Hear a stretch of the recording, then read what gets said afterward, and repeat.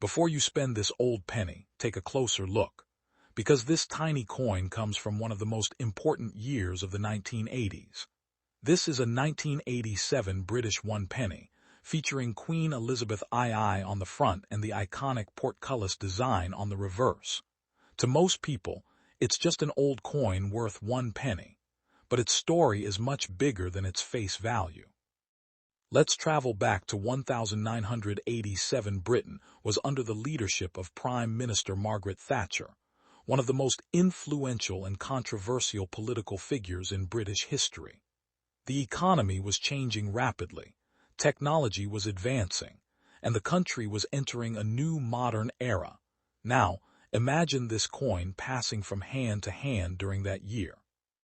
Someone might have used it to buy a newspaper carrying headlines about the Great Storm of 1987, one of the most powerful storms to hit southern England in centuries.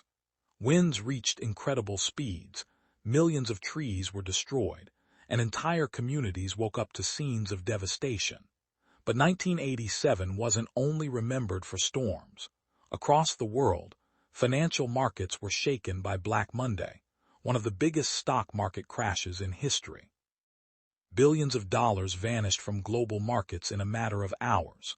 While investors panicked, ordinary people carried coins like this one in their pockets, unaware that they were living through a historic economic event. At the same time, music and culture were booming. The late 1980s were filled with new sounds, colorful fashion, and technological innovations. Home computers were becoming more common, and the modern digital age was beginning to take shape. Take a look at the reverse of this coin. The portcullis, a symbol associated with the British Parliament, represents centuries of British tradition and history. Even in a rapidly changing world, this design connected the coin to a much older past. Now here's something many people don't realize. Millions of 1987 pennies were produced, so most examples are not particularly rare. However, collectors are always searching for coins with unusual minting errors, exceptional condition, or unique varieties that can command much higher prices than face value. That's why checking your change can sometimes be surprisingly rewarding. This small copper coin has survived nearly 4 decades.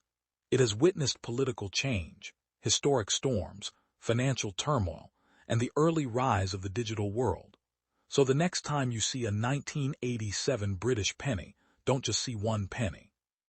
See a piece of history that traveled through one of the most unforgettable years of the 1980s.